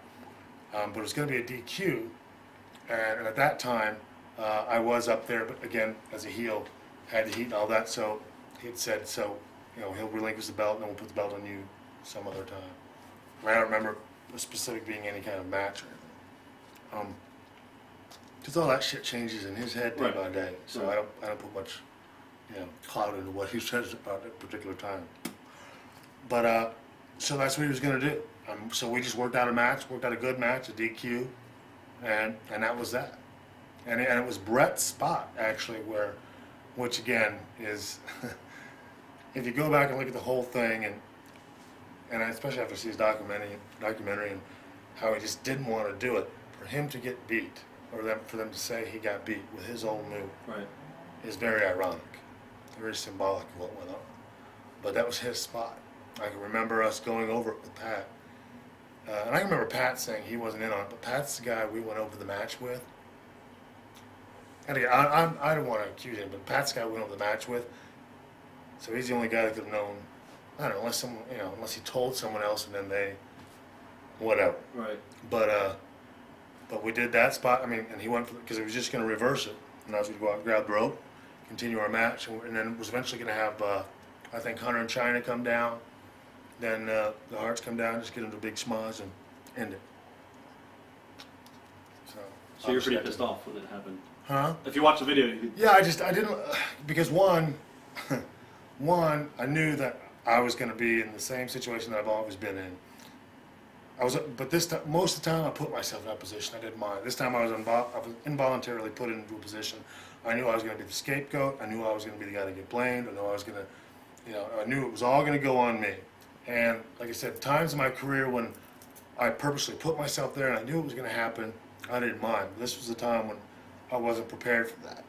So, yeah, I didn't like it. And again, it was just, it's one thing to talk about it, because in our conversation, Brett said that. Brett said, have you talked to Brett since this? No. No. Never talked to him since. Never talked to him since. But in that conversation prior to the match, I can remember him saying, a lot of guys told me not to let you put a hold on me or go for any false finishes. And I said, well, don't. Doesn't matter to me. He said, no, we had to have a match. And I said, it's fine. But I said, but because I can remember him saying, like, I don't want to see you talked over with Vader and some other guys. And they said, well, don't do this, don't do that. So he was aware, of what could have possibly happened. As was everybody. Like I said, it's a very, very different day that day. But it's one thing to talk about. And there were a lot of guys saying to me, fuck that. You can't just let the guy, who's to say he's going to show up tomorrow at Raw? Which is the $1 million question everybody was asking me. And I said, go ask him, because finally at that time, that was this whole Brett and Shawn thing, I had enough of it. So I wasn't about to take any more, I wasn't on Vince's side anymore, I wasn't on anybody's side but my own. And I just wanted out of it, I wanted it to stop, because it really it's been like 2 years. Right. And it was just old. It was really old. So, I just, fine, I'll take the fucking belt, but, whatever. Put it on me when you want, but this shit's got to stop. And for Vince, he just felt the best way for it to stop was to get rid of Brett. So, I guess that was his way of doing it. I couldn't think. But, again, by seeing the documentary and stuff like that, the guy wouldn't let anything else go.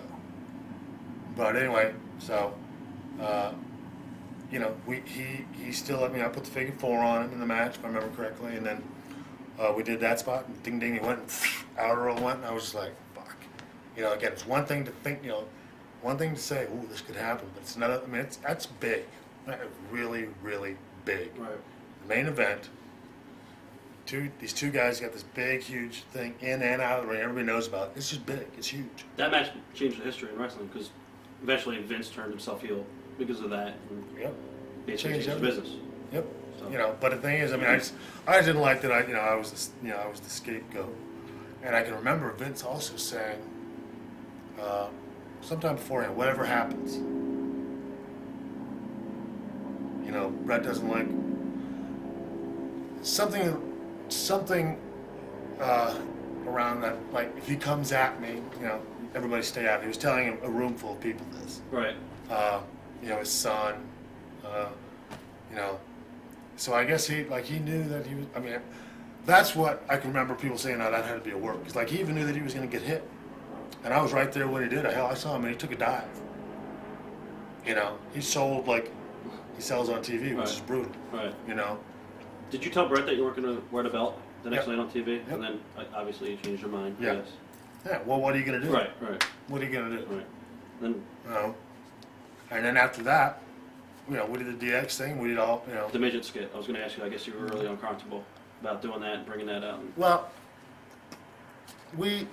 I can remember Hunter and I joking about it one time. So we didn't do it right after. We did it a little ways down the road.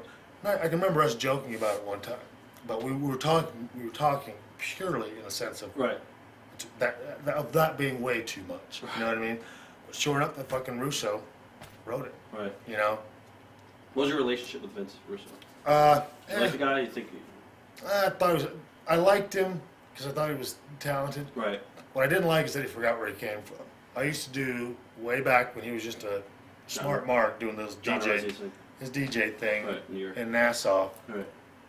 and then him thinking that he's king shit. And I didn't like that he felt that he knew my character better than me, and that he knew the business better than all the boys.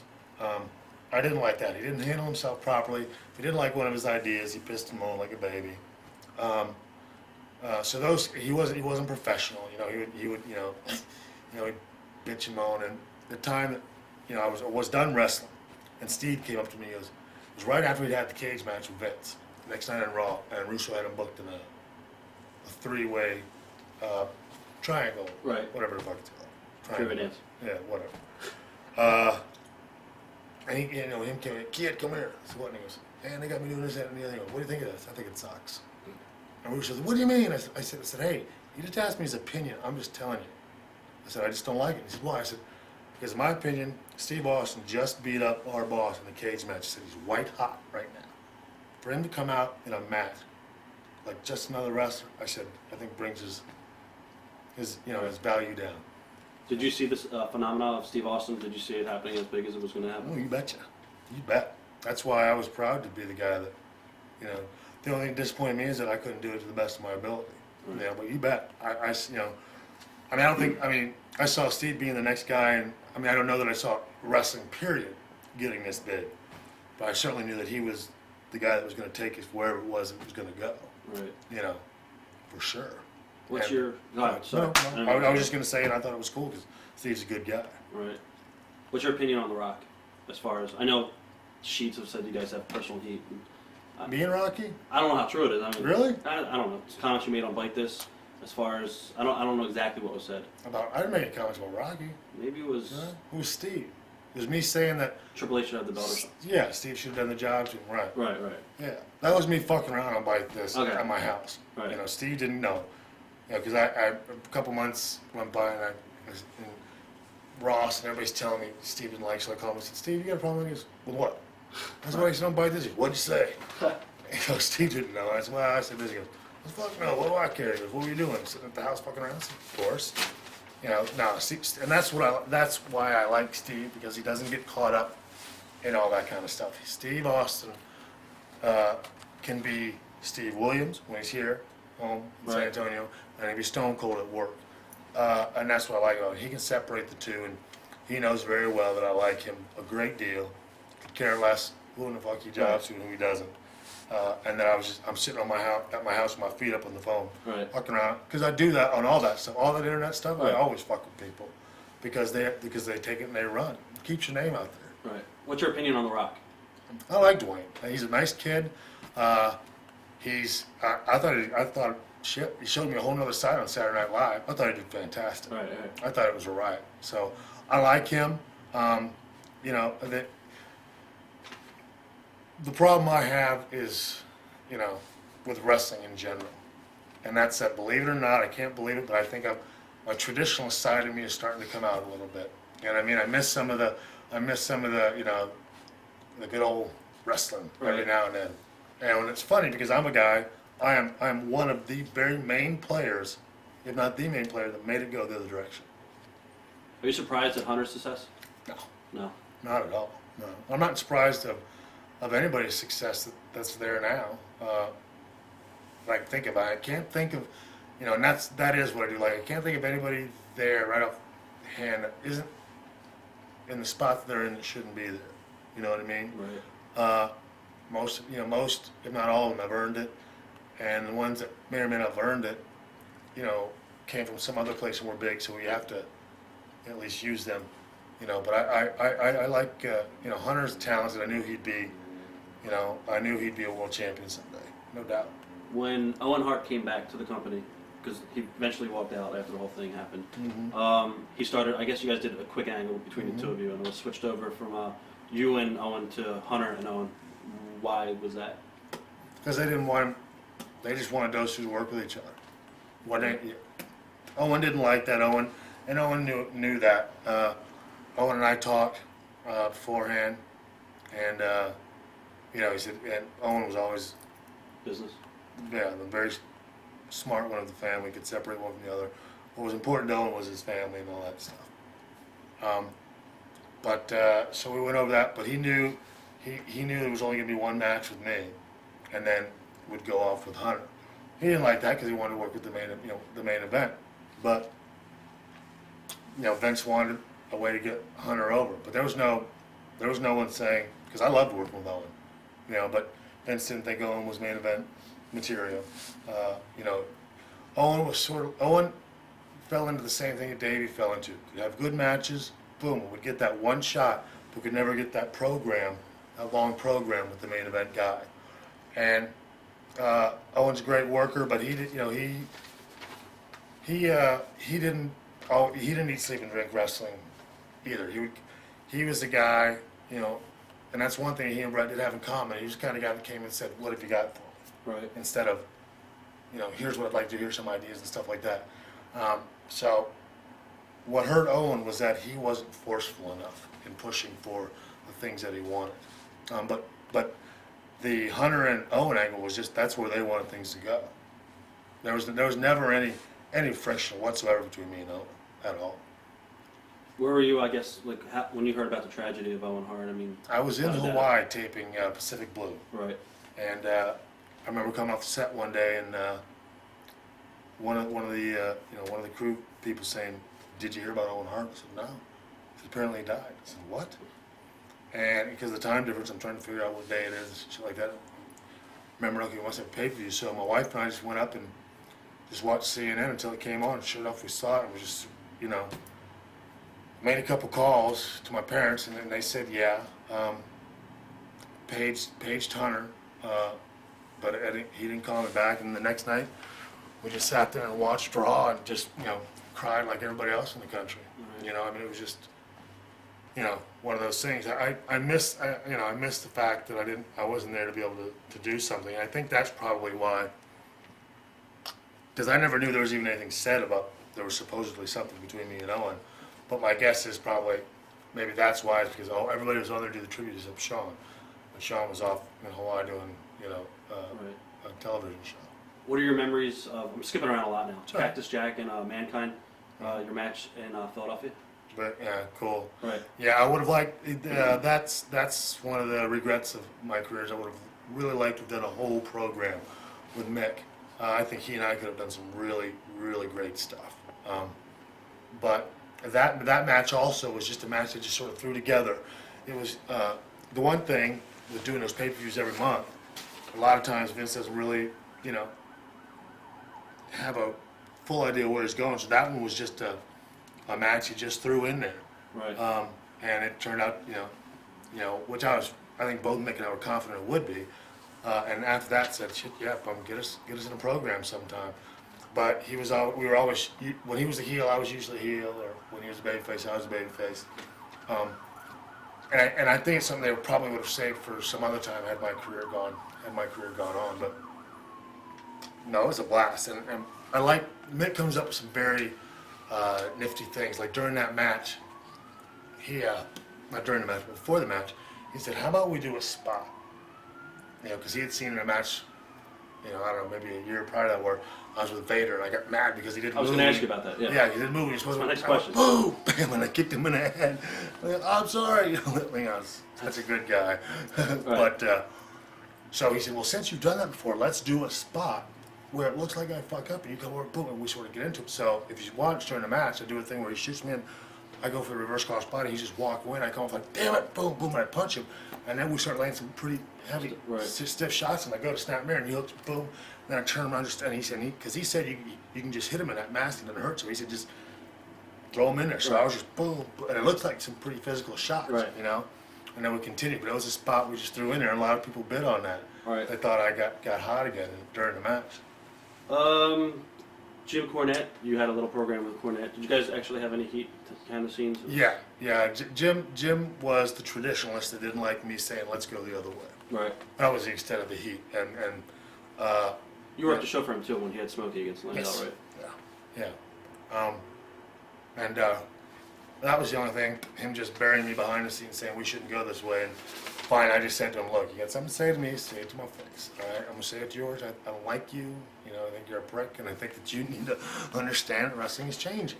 You don't have to like it. I don't have to like it." What do you think about the current direction of wrestling as far as, look at WCW now, it's not, a lot of fans don't even think it's wrestling anymore. It's more of, entertainment aspect to it.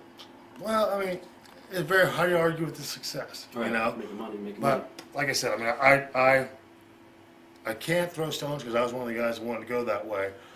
The only thing is that I still, the wrestler in me still likes, I now watch more Benoit, Jericho, Hardys, I was going to ask you Christian, about that. Edge. I like to watch that stuff because those guys are still into that. Wrestling is sort of getting back to the way it was when I was a rocker, having good matches in the wrestling. And when I first started my singles and being a wrestler and having good matches and seeing all the main eventers doing nothing but punch and kick and making more money. Right. You know what I mean? So, but that was the stuff that motivated me, to get to there. But that's sort of what happens. It's almost, it's like people. I tried not to do it. I tried not to do it when I finally got there.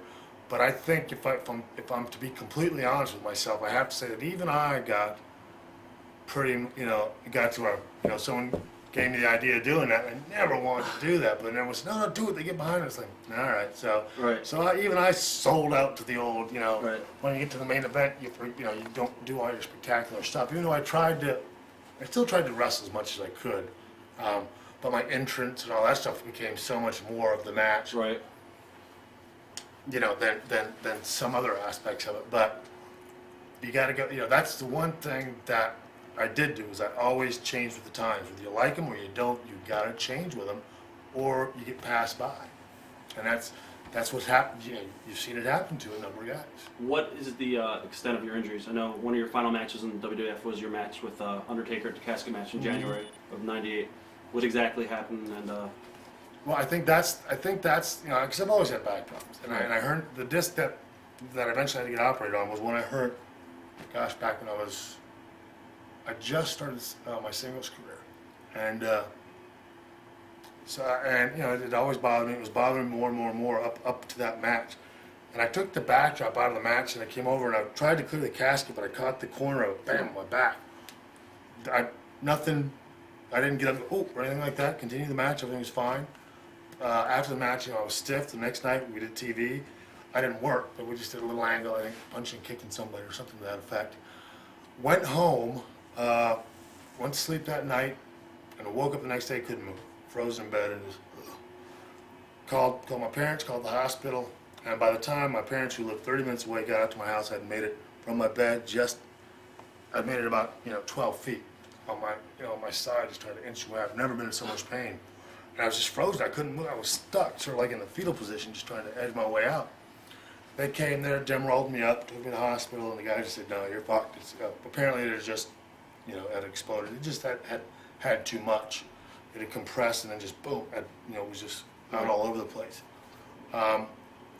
Said my career was over, and I explained to him that I've got one match I got to make it to. So had him shoot me up with all the cortisone stuff.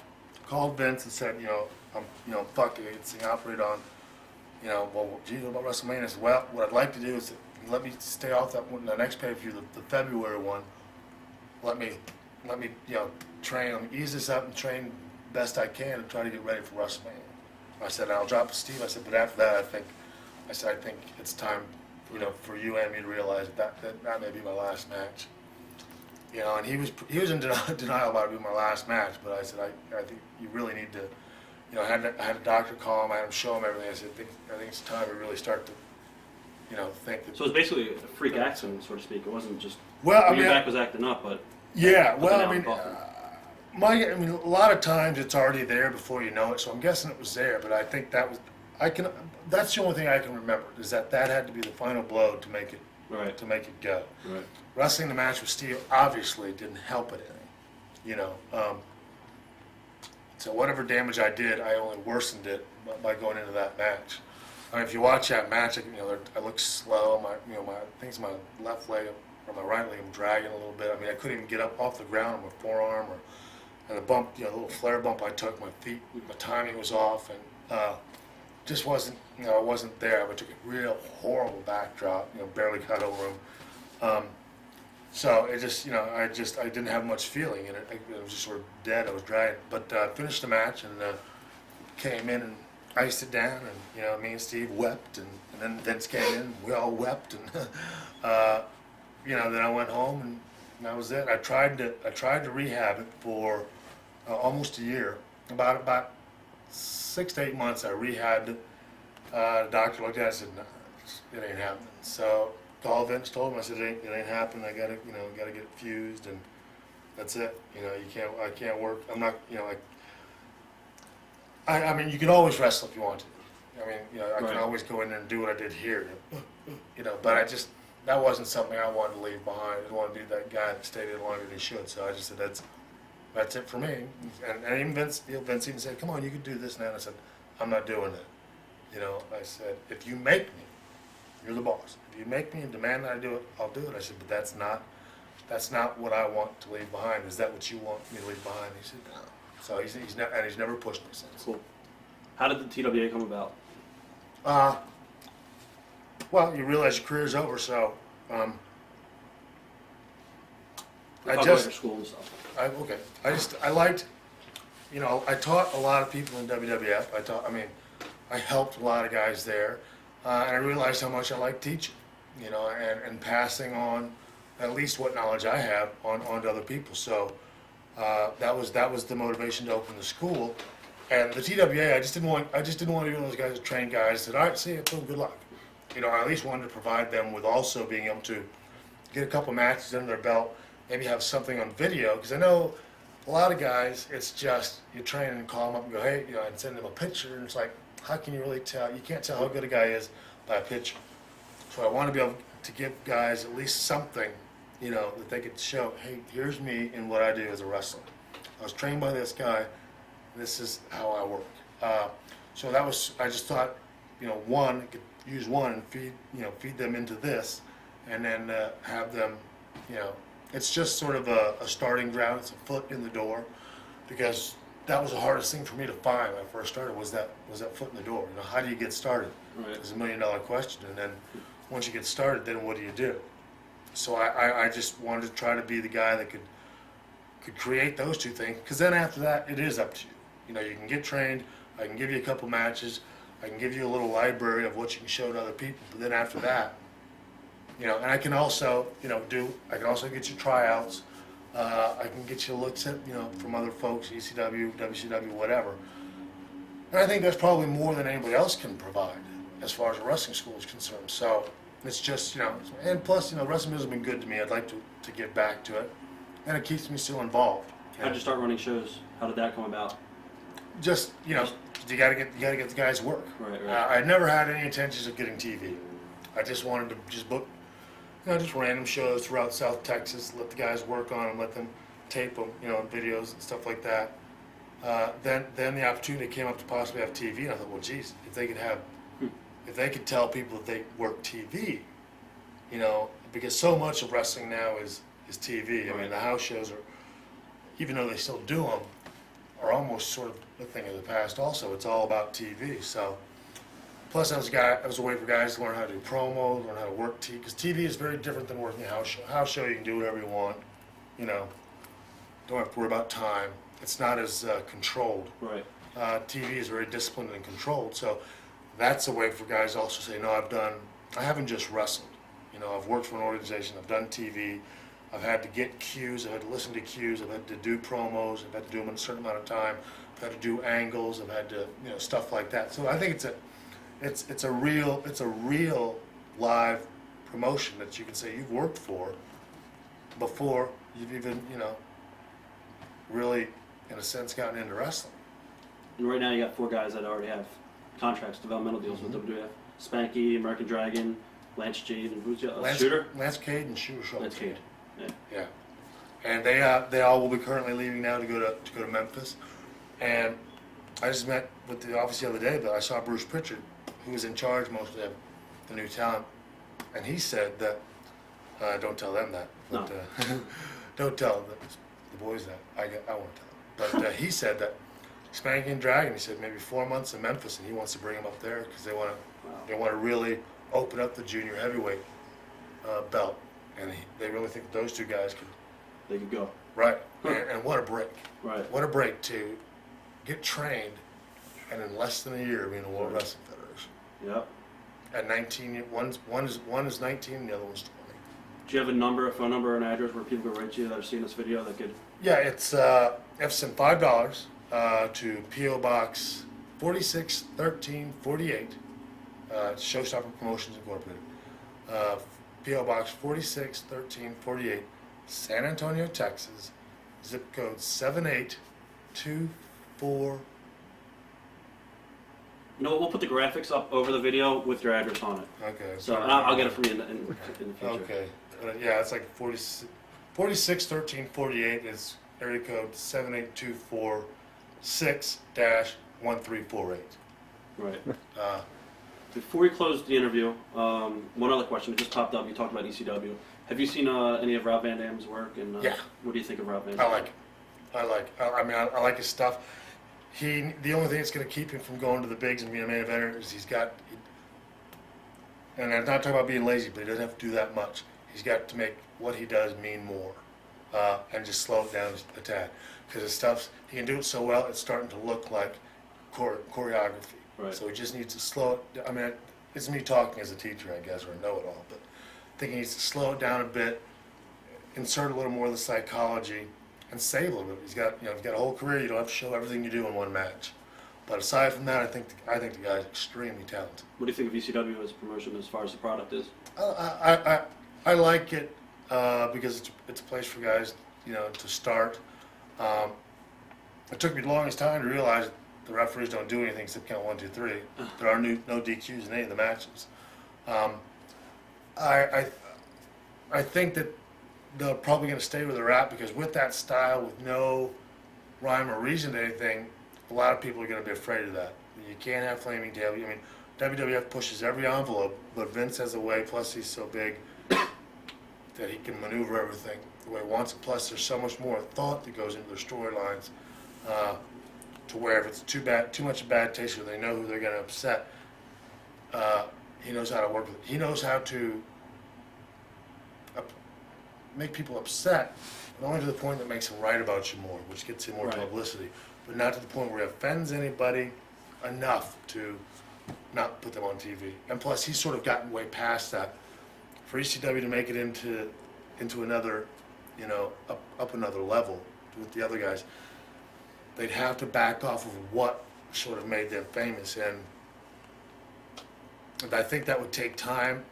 And I don't know if they're willing to do it, but I think if they were, it would probably take time to reprogram certainly their crowd, and all those, all them crazy folks they get may not like it, you know what I mean? But you might have to sacrifice that to reach a bigger audience. How you do that, I got no idea, because that's a tough one. I think will probably take some time. But I like it just because I like it because it's another place for guys to go and work and make money. Right. Instead of there just being two. Where do you see yourself in the next 10 years? Here. You start back tomorrow with WF. This is not going to be on sale for like months and months. Oh yeah, I know. I do. I see myself probably just being like in 10 years. 5 years, 10 years. Because at 10 years, probably won't be doing anything. Except living here. And, still involved in the business though, or? Yeah, but I would like to still be doing my school. I would like to have the promotion going. I'd like to have Texas. That's much as I'd like to do. I'm not looking to be National. No, that's way too much work that I want to do. I'd like to, but I'd like to be what ECW used to be. I'd like to be that guy where you can come from me. If you come from me, you can go to ECW. I just want to be the farm league, really, for professional wrestling. I want to train guys. I want to teach new talent, what the wrestling business is, how to work in the wrestling business, and just help guys get started in wrestling. And just my guess is my role at WWF will probably eventually be just as a spokesperson, and that's what I'd like to do. I want to always stay with the WWF and just be the guy that goes, show up on TV every now and then to do whatever it is they want me to do. But then as I've done with Vince in the past, is go to New Zealand or go to Europe and strike up new deals for him and stuff like that. And I think probably eventually the WWF, as big as it is, it's going to get into other aspects of entertainment, movies, TV. Eventually, they're going to need folks in Washington to help them out. Well, they are. You're going to have congressmen and all that stuff on your side. I'd love to be a guy that goes and talks to them or talks to anybody, and educating them on what the World Wrestling Federation is, because I think a lot of people, obviously, wrestling as big as it is still will always be the bastard, the bastard son of entertainment, of the entertainment industry. But so I think you'll have to go and still convince people that it's something that you can accept, and it's not going to mess anybody up in their head if you've got half a brain. I think Right. Do you have any questions, Logan? No. Definitely like to wrap it up. It's been a pleasure, and Okay. you've answered Thank everything. you. Thanks. So thanks a lot. Sure, Thank you. no problem, man. Yeah. Thank you. Oh, certainly.